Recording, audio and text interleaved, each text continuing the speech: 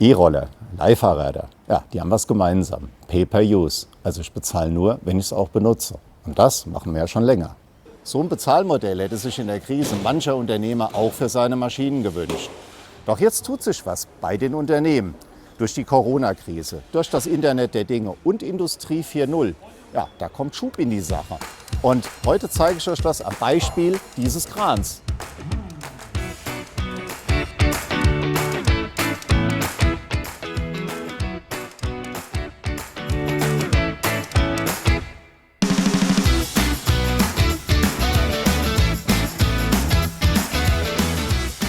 Wer das Thema Pay-per-Use in der Deutschen Bank vorantreibt, ist Anna.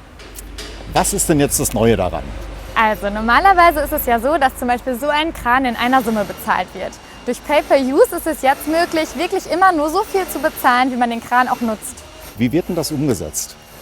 Vom Grundsatz her hängt das immer von der individuellen Maschine ab. Aber zum Beispiel bei so einem Kran macht es ja Sinn, dass man genau nach Stunden bezahlt oder zum Beispiel nach der Belastung.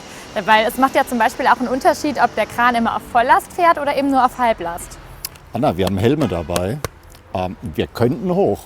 Trauen wir uns? Machen wir. Klar. So, dann wollen wir mal.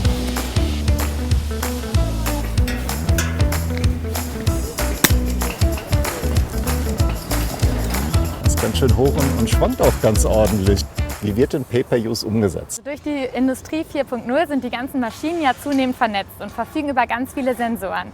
Heutzutage ist zum Beispiel ja auch eine Fernwartung gängige Praxis. Und genau diesen Daten machen wir uns letztendlich zunutze und können anhand der Nutzungsdaten, wie wir vorhin schon besprochen haben, zum Beispiel Belastung und Stunden, diese Pay-per-Use-Fee letztendlich kalkulieren. Wo sitzt denn der Sensor hier? Der sitzt da oben, da müssten wir dann nochmal hochgehen. Was ist denn der Vorteil von Pay-per-Use? Also stell dir mal vor, du bist zum Beispiel der Nutzer von so einem Kran. Und durch Pay-per-Use hast du die Möglichkeit, zum Beispiel in Krisenzeiten, wo der Kran mal nicht jeden Tag gebraucht wird, wirklich nur das zu bezahlen, wie du den Kran auch wirklich nutzt. Und für den Hersteller hat es natürlich den Vorteil, dass er nicht nur diese Einmalerträge hat, das heißt, er verkauft einmal den Kran zum Beispiel, sondern er hat wirklich eine langfristige Geschäftsverbindung mit seinen Kunden, die eben auf zusätzlichen Services beruht. Das heißt, für den Nutzer letztendlich ein rundum sorglos Paket mit flexibler Zahlung und für den Hersteller letztendlich einfach nochmal eine Verbreiterung seines Portfolios oder seines Angebots. Und für uns als Bank sieht es aus wie ein richtig gutes neues Geschäftsmodell. Den Kaffee haben wir uns jetzt aber verdient.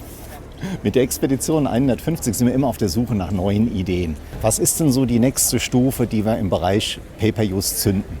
Ja, also vom Grundsatz her sind wir ja gerade erst am Anfang. Das heißt, da ist, glaube ich, noch ganz viel, was man weiterentwickeln kann, wenn man zum Beispiel an so Marktplatzlösungen denkt.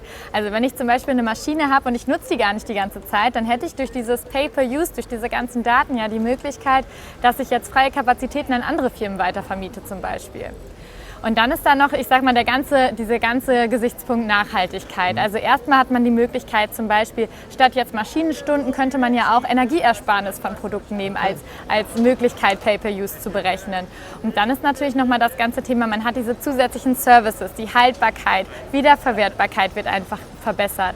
Und nachher, nach der Nutzungszeit, besteht natürlich die Möglichkeit, dass die Maschine zurückgeht an den Hersteller, er diese nochmal wiederverwerten kann, recyceln kann. Und das Ganze steht dann ja eigentlich unter diesem Stichwort Circular Economy oder Kreislaufwirtschaft.